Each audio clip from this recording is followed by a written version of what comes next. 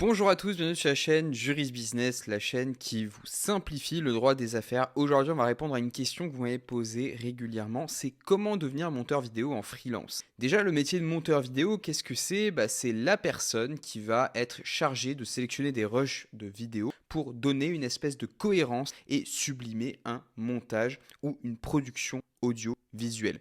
Donc là, il y a beaucoup de personnes qui veulent se lancer dans le métier de monteur vidéo parce que c'est un métier qui peut se faire tout seul, qui peut se faire en freelance et qui peut se faire depuis chez soi. Donc ça, c'est plutôt pas mal puisque c'est vrai qu'il y a une espèce de recrudescence du télétravail ou plutôt une hausse des demandes de télétravail. Donc de manière générale, quand vous allez être monteur vidéo, vous allez pouvoir vous adresser à des entreprises, à des particuliers. Donc typiquement, l'entreprise qui va vouloir lancer une espèce de publicité pour un produit, un service, va faire appel à un monteur vidéo pour sublimer le montage audio-visuel. C'est aussi le cas, par exemple, du YouTuber qui va souhaiter déléguer la partie montage vidéo à un indépendant moyennant un taux horaire. Donc vous avez plusieurs sites qui vont recenser les monteurs vidéo, qui vont proposer des prestations de services de montage vidéo. Par exemple, le site Fiverr qui est très connu, sur lequel vous allez trouver des prestations de montage. Vous avez toute une gamme de prix, c'est à vous de venir filtrer et de venir essayer de vous insérer dans ce marché-là. Vous pouvez aussi directement démarcher les youtubeurs un par un en leur proposant vos prestations de services. Donc concrètement, pour faire en freelance, vous avez deux possibilités. Vous avez les entreprises individuelles et plus précisément les micro-entreprises ou alors les sociétés unipersonnelles. Donc la micro-entreprise, c'est une entreprise individuelle au régime micro-social, micro-fiscal simplifié et en prestat de service, vous ne dépassez pas 77 700 € par an de chiffre d'affaires. Donc l'avantage de la micro, c'est que si vous avez peu de charges, en gros, ça peut être rentable parce qu'il y a d'une part un abattement qui d'ailleurs prend 2T fiscal, c'est-à-dire que en gros, quand vous déclarez au fisc votre chiffre d'affaires à l'année, en fait, il va appliquer un abattement qui va dépendre du type d'activité. Là, on est en prestation de service en BNC, bénéfices non commerciaux, donc l'abattement sera de 34%. En gros, ce que vous allez déclarer va subir cet abattement de 34% et votre impôt sur le revenu sera calculé sur la base de ce qu'il reste. Voilà, les charges sociales en micro, elles sont aussi plus faibles que dans les sociétés unipersonnelles, les SASU et les EURL. Elles sont d'environ, il me semble, 24,6% et elles vont évoluer vers 26% en 2026-2027, il me semble, contre des charges qui sont plus élevées en SASU et en EURL. Donc pour moi, si vous voulez commencer une activité et essayer de la tester, le mieux c'est la micro-entreprise. En plus, la création est gratuite si vous passez par l'INPI. Si vous passez par Legal Place, ils vont vous facturer une commission. Mais grosso modo, vous pouvez lancer l'activité très facilement et la fermer aussi très facilement.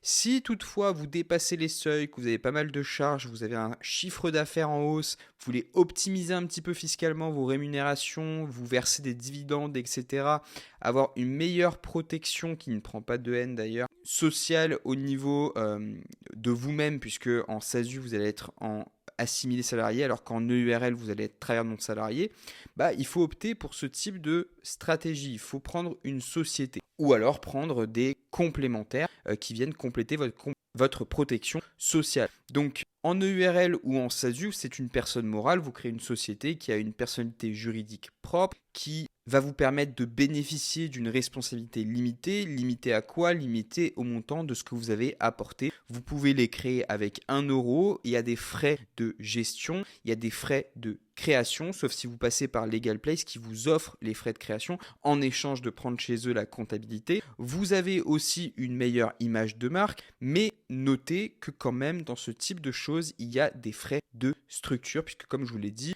vous avez une comptabilité qu'il faut tenir qui est plus stricte qu'en micro-entreprise, puisque la comptabilité elle est simplifiée. Donc si vous êtes tout seul, que vous voulez lancer l'activité, que vous voulez générer le maximum de bénéfices tout de suite, la micro-entreprise suffira largement. Si toutefois vous avez une stratégie un peu plus grosse, avec un petit peu plus d'ampleur, que vous voulez peut-être même à l'avenir accueillir des associés, là pour le coup vous pourrez créer une SASU ou une EURL et ensuite éventuellement la transformer en société pluripersonnelle, donc SAS, SARL, etc. si vous souhaitez accueillir de nouveaux associés ou si vous avez besoin de lever des fonds, si vous avez vu qui veut être mon associé. En gros, c'est des bailleurs de fonds qui vont venir investir dans votre société en échange de parts d'actions dans le capital social. Ensuite, évidemment, votre choix il va se faire sur les charges. Moi, techniquement, j'ai une activité qui se rapproche un peu de celle du monteur vidéo en ce que j'ai des frais de matériel et de logiciel. Donc, je peux vous dire que en termes de chiffre d'affaires, c'est vrai que je m'y retrouve mieux en micro-entreprise parce que l'abattement fiscal va venir couvrir la majeure partie de mes frais. En gros, il y a une partie de mon activité qui peut être dans les BNC et mon activité sur YouTube va être un BIC puisque quand vous déclarez influenceur, vous êtes en BIC. Donc, mon abattement est un petit peu supérieur sur la partie commerciale, mais bref. Pour moi, il n'y aurait pas grand intérêt, sauf dépassement des seuils, à aller chercher une société commerciale. Donc concrètement, vous aurez vos charges fiscales, donc avec l'abattement qui pour vous sera de 34%, vos charges sociales en BNC qui seront de 24,6% et que vous paierez sur le chiffre d'affaires tous les mois ou tous les trimestres en fonction de ce que vous choisissez, votre cotisation foncière des entreprises que vous paierez à partir de la deuxième année et éventuellement les assurances que vous voudriez prendre, les assurances professionnelles que vous voudriez prendre pour votre activité. Donc concrètement, si on va chercher des chiffres, qu'est-ce que gagne un monteur ? Qu'est-ce que gagne ? C'est très moche. Que gagne un monteur vidéo ? On l'a vu sur Fiverr, vous pouvez checker, c'est en moyenne, si on fait une moyenne, on est, ça dépend desquels d'ailleurs, mais en moyenne à 50 € de l'heure. Donc si vous faites 20 heures par semaine, vous gagnez un chiffre d'affaires d'environ 4 000 € sur lequel on va appliquer évidemment les charges fiscales sociales. Donc ça fait 48 000 par an. Attendez, je vérifie. Ok, ça fait bien 48 000, on ne dit pas de bêtises. Ensuite, sur ces 48 000, on va payer 24,6% d'URSSAF, donc ça nous fait 11 800 de charges sociales. Et si on le met dans le barème progressif de l'impôt sur le revenu, après abattement, il nous reste quelque chose comme 31 680 ou de mémoire, parce que j'avais fait le calcul avant. Et ça nous fait un impôt, du coup, qui va être calculé tranche par tranche, de 2 172 €.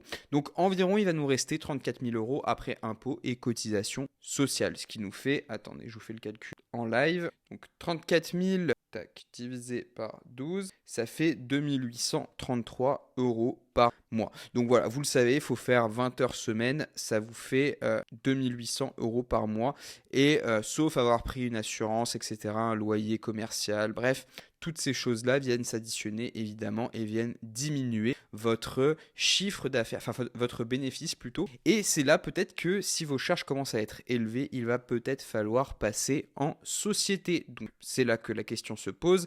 Si vous commencez à avoir un loyer pour exercer votre activité dans un local, etc., etc., là, à mon sens, il faut passer en société puisqu'en plus, c'est déductible du résultat. Donc, c'est tout bénef.